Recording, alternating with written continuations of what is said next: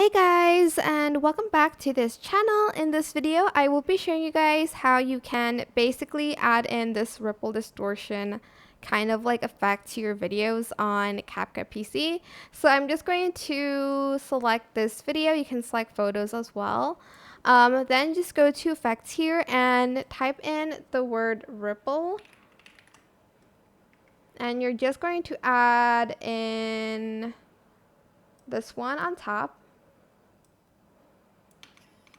Whoops. And this is a lot, so you're just going to want to select that again and go to twist and make it at like 12%.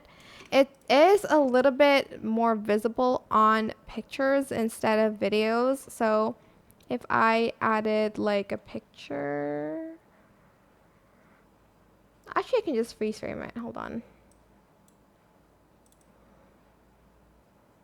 Go like here.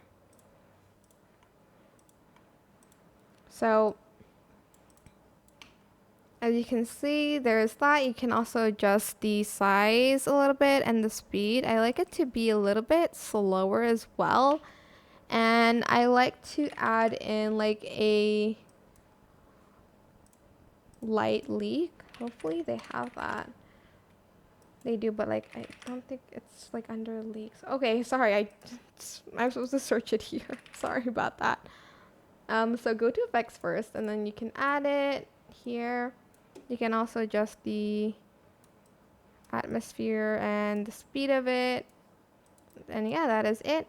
I hope this tutorial is helpful for you guys. Don't forget to like, comment, share. Also subscribe to this channel if you haven't done that already. If you have any more questions, just leave it in the comment section down below. And I will try my best to answer them all for you guys. And if you found this video helpful, please click the thanks button above the description box down below. That is it. Thank you so much for watching. Bye.